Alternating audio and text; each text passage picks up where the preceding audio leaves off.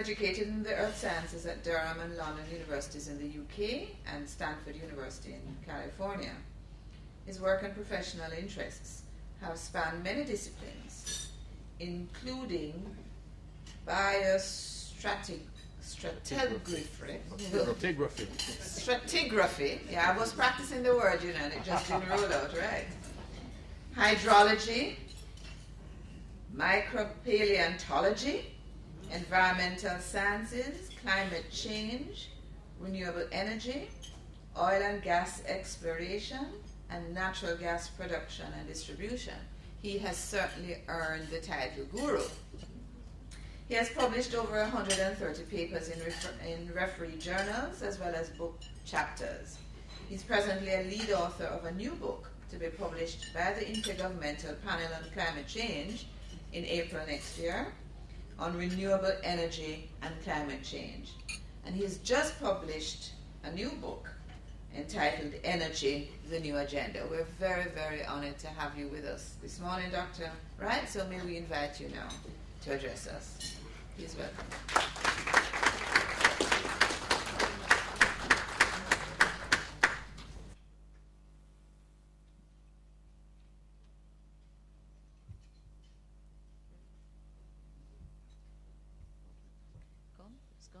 Keep coming. Yes. Thank you. All right. There we go. Madam Chair, members of the head table, distinguished ladies and gentlemen, my pleasure to speak with you this morning. I have prepared my notes that will be circulated. So if you want to read and not listen, you have that option, or you can also do both. I will speak about private investment and the energy sector with particular reference to renewable energy. A French writer made a very profound remark about a decade ago in a paper that he wrote. He said, concerning the future, our task is not just to forecast it, but to enable it. And that is what we have the situation in Jamaica now. We know what the forecast is. We have to consider how we are going to enable the future in respect of the energy sector. And what really is the forecast? The forecast and the situation is that we do have a major energy problem in the context of Jamaica.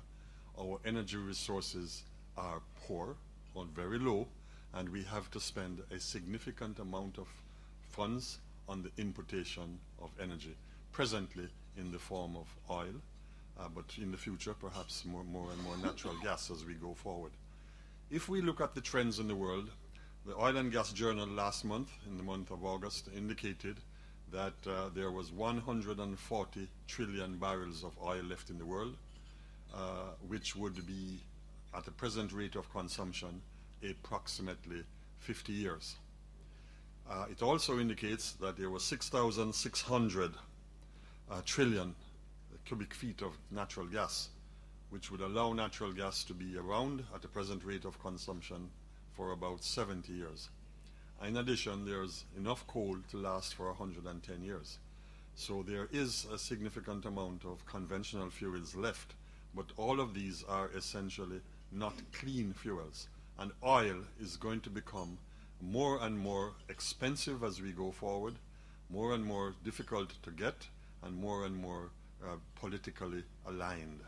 The fact of the matter is that there has been a lot of geopolitical shifts in the world today, as we are well aware, as the economic powers move perhaps from Europe and maybe as well as North America to Asia. And this is going to have an impact on how oil is obtained.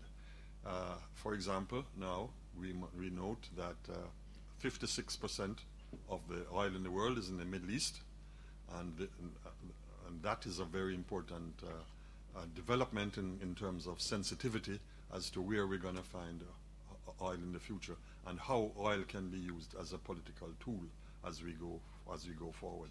And the same goes for natural gas, because 40% of the natural gas reserves in the world are in the Middle East, and another 20% in Russia. So who has the oil and gas resources will also have some political influence. Against this background, we must realize that the Caribbean, particularly countries like Jamaica, have a real problem in respect of their energy resources. Even our neighbor, Trinidad and Tobago, in May, at the end of May, the Trinidad and Tobago Manufacturers Association asked me to come to Trinidad to make a presentation to them on renewable energy. And to my surprise, 120 persons came to this meeting, which lasted, I was to speak for half an hour and I was on the podium for over 2 hours because of their interest. Also, I was told that most of the people, 90% of the persons who were there, were under 45. And there was a big thrust afterwards to have what can we do in respect of renewable energy. And they actually asked me to stay another day to speak to another group of persons. The fact of the matter that here is the richest country in the English Caribbean and in the Caribbean in terms of oil and gas, apart and together with Venezuela and Colombia. Here are the people there wanting to look towards renewables and to look towards an energy future that is different than the one that they have today. And this tells us that energy, particularly renewables, are going to be important in the future. They are important because they are a source of clean energy. And clean energy is important for climate change and to mitigate climate change. We are all seeing the effects of anthropogenic climate change, man-made climate change influences, which has allowed desertification, it has allowed droughts, it has allowed floods, and it has allowed the melting of the glaciers, particularly in Greenland and in the Arctic. This is good for people who are looking for oil and gas because they'll be able to get into the Arctic to enhance the oil and gas resources of the world. But the fact of the matter that the future will depend on a cleaner energy source, which are renewables, which puts us in the context of Jamaica and renewables in general.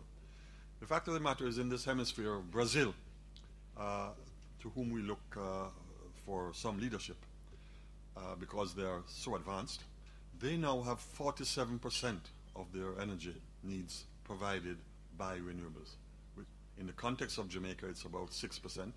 In the worldwide context, it's approximately 13%. So we have a far way to go. And what are these renewables?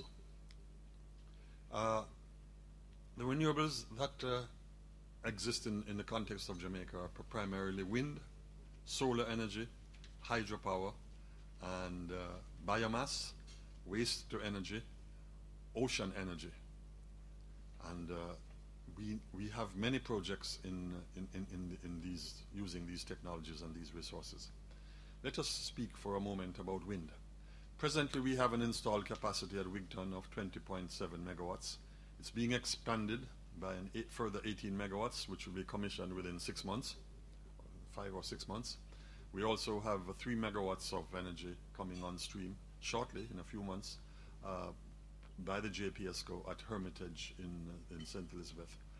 And there is the potential, significant potential, to have another 60 to 80, maybe 100 megawatts of wind offshore, onshore, before we consider going offshore. So that there is a real important portfolio of wind energy potential for Jamaica, based primarily on the south coast, in Manchester, Clarendon, St. Catherine, Portland, and St. Thomas. Then we have hydropower. We presently have 23 megawatts of hydropower installed, and there is a potential for at least 3 projects that are feasible at this moment, or near feasible. One would be the Lowlands Great River in St. Ann of 2 megawatts, waiting for a partner to go ahead and develop it.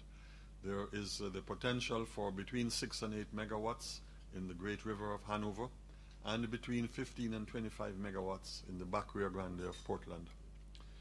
As far as solar energy is concerned, solar energy has a great deal of potential.